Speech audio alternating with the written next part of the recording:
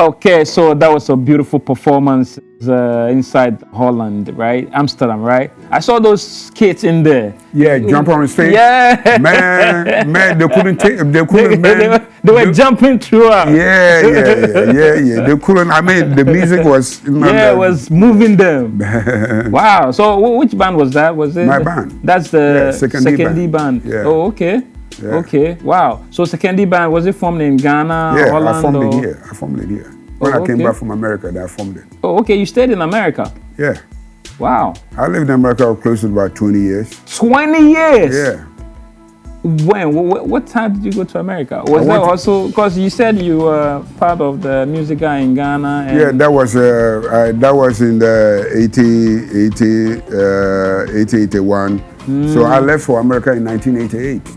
Oh, 98? Yeah, 88. Oh, 88? Yes. Wow. Because the music guy thing was around 80, 81, 2, 3, 4, 5, 6, so around 1986, that was when I made Mia Branty, man. Okay. It became popular and things like that. So that time you were a solo artist? Yeah. Or you were still with the band? Yeah, I was a solo artist. Oh, okay. At what point in time did you realize you wanted to do a solo project for yourself? Because when I came back from London, you know, the band got broken in London. So when I came back, I saw that I had to record some of my music. Okay. You know, so I did that kind of recording. But in recordings, you can select musicians to support you or help you. Yeah, you record them after you pay them. You know, so we went and did Mia Brenti Cigarette Simano was there's one guy, Quantus. Okay. I don't know if Nane Akun, he's with the plus 233. Okay. Yeah. So he was the one that sponsored for that your recording. First solo project. Yeah, Mia Brenti's Gate, and it was a hit. Yeah, it was. Did you shoot any video for that? No, we didn't shoot video for that. Okay. So when we finished that, then I looked at myself and I said, man, my name is known in Ghana, everywhere I go. So it's about time that I go to the entertainment center of the world. Exactly, that's United States of America. Yeah. Because there in America, I always tell musicians coming from here and things like that, that if you trust yourself, that you know music and things, go to America. Straight. Because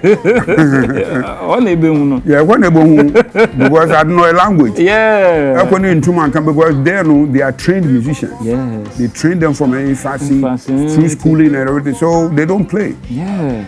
You know, and I thank the Most High that me going to America all the way from Ghana and able to lead American musicians. Wow. Because I formed a band they called GYEDU-BLAY and his African High Life Band. Whoa. American musicians, trained musicians were playing for me. Wow. And we're able to do that because it was a language, you know, it's the communications. Yeah. If the chords of that music is 145, you tell them they understand. If it's 1625, you tell them they understand. They understand, yeah. You know, it's a language. It's a language, it's great. You know. But how did you form the band in America? Because you going to America, were you having enough money to go out there? No. Or you went to hustle small to start? Yeah, I went to hustle small, but when I got to New York, there's a place in New York called Apollo Theater. Yeah, Apollo Theater. Man, I had a gig to play at the Apollo Theater. Oh. Man, I said, man, tonight is because I've known Apollo Theater even in Ghana here. Yes. Through videos. Yes, videos like that. And there's a platform that most of these heavy musicians, Michael Jackson, them, Steve Wonder, them, Luther Vandross, them, James Brown, all of them have performed on that stage. Wow. And I'm going to be on that stage. I said, man, tonight is going to be do or die. I was able to set a record. Yeah? Because at the Apollo, there are the whole of different artists. So when you perform one song, you leave for the next artist to come. I was able to perform 2 songs at a go. Yeah? Because when I finish my one song, I ask the audience, do you want more? They say, yeah, let's go. And I look at the face of the promoter, I say, okay, go ahead. Yeah. Then I gave it to them, man. Straight. When I put the Mama Sabokaka band, some of the American girls, they jump on the stage. They all started doing, oh man. So from there I say, oh, thank you, because I've passed the test. You passed the test. Because then on stage, if you mess up, it's the audience that will boo you, say, ooh. And to be able to do 2 songs at a go, I say, oh, thank you, man. Wow. So I know that I have passed the test. Now, that was in New York.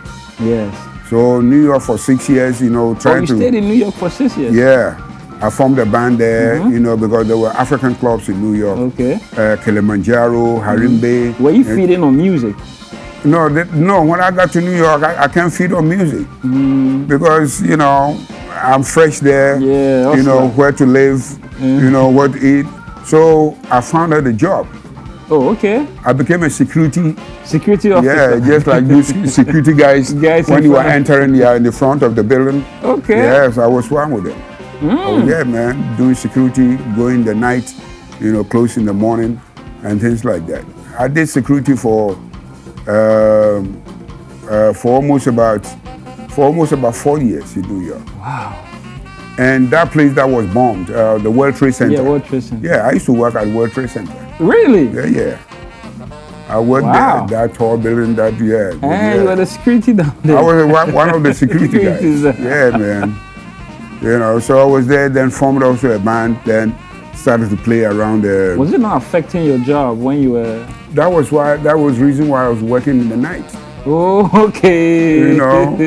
Because I go to work at 11 and close at 7 in the morning. Okay. And the performances, they start about 8. 8, okay. So by there too, you play about two consecutive times, like every 45 minutes. And so when you start 8, you play about 45 minutes, so 8:45. Then you go back to about 9:15 to 10. Wow. So when we close from 10, I can pick up the train and go to work. Okay. So I was managing that through all that. And I had a gig to go and play at Los Angeles. And I met Black American there in LA. So from Los Angeles, when I came back to New York, that Black American woman, visited me, from Los Angeles. So we became acquainted, and so then we got married. Oh, okay. So when we got married, means that she lives in LA. So that means as we're going to live together, I have to leave New York to LA. And when we went to LA, I formed a band called the African Highlight Band again. Started making records, music and things like that, because they were recording studios and things like that. And it also helped me because there were so many musicians that I knew them. But how many records do you have now? How many albums do you have? I have 33 albums. 33 albums? Yeah. Wow. The new one is coming this month. Not this month. I finished the new one this month, and it will be released around August. Wow. Yeah. But the corona, how has it affected you as a musician? No, I mean, it has affected not only me. All the musicians in Ghana are hungry. Are you also hungry? Oh, for me, I won't say that I'm hungry, no way.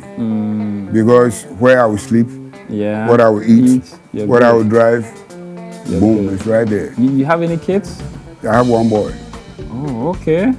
Yeah. In Ghana or in America? No, he's in London now. Oh, I had him before traveling. Traveling, oh, okay, okay. So I got he gave me 3 grandchildren. Oh, okay. Yeah. That's nice. But in America, I had a chance of meeting Michael Jackson them. Oh, you met Michael Jackson? Yeah, Michael Jackson, Stevie Wonder them. They were top Luther Vandross them. And because most of the festivals that we play, you see all these guys, they also come to be part of that festival. Oh, okay. I was in LA when J.J. Rollins, paid a visit to Los Angeles. Yeah. And the musical aspect of it, I was part of it. When he was giving Michael Jackson some awards. Yes, I was there. Oh, yeah? I was sitting here.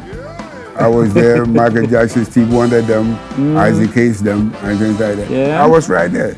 Wow. You know, so, and I also played a festival called Playboy Jazz Festival. Oh, You know, yeah, in Los Angeles, whereby that time the MC them was what we call it, this man that he had a problem, and what we call it, he's a comedian, a grown-up what's his name? yeah, that Bill Cosby. Bill Cosby, Yeah, man. You know, because when you play the Playboy Jazz Festival, you are invited to the Playboy House. Oh, okay. You know, and all the musicians that have to be a part of that festival are all there. Okay. You know, so I was sitting here, Herbie Hancock was sitting here, Bill Cosby was sitting here. Yeah. You know, so you know, we all took pictures and everything all together. Oh, yeah? You know, so you know, we had chances to get close to around, all these stars, you know, wow, and things like that. So, you know, aside from that, I had so many awards. Yeah. You know, the Charles Andrew University of Medicine and Science gave me an award. Yeah. You know, and also inducted me into the Music Hall of Fame. Wow. In LA. The mayor of California gave me an award. The governor of California gave me an award. I had one award coming from the United States Congress. Wow. And things like that. So in LA alone, I had about 7 different awards. You know, and looking at me coming all the way from Africa, you know, and able to, you know, do this and receive it, not knowing that whatever that I was doing, they were seeing it. Yeah, they were looking at you. You know, the festivals and things like that. So when the awards came, I wasn't astonished. Yeah. You know, and I was happy because, you know, they saw that I was trying to bridge the gap between the Africans and the African American, you know, forms of music.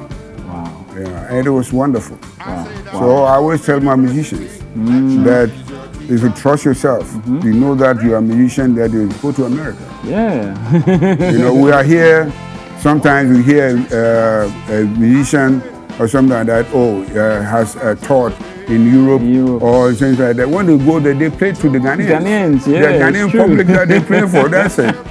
They don't go beyond that. Don't go beyond. What you saw in Holland and things like that, they don't go close to that. But what you saw, you see that you can count even the black people in there. The rest are all white people.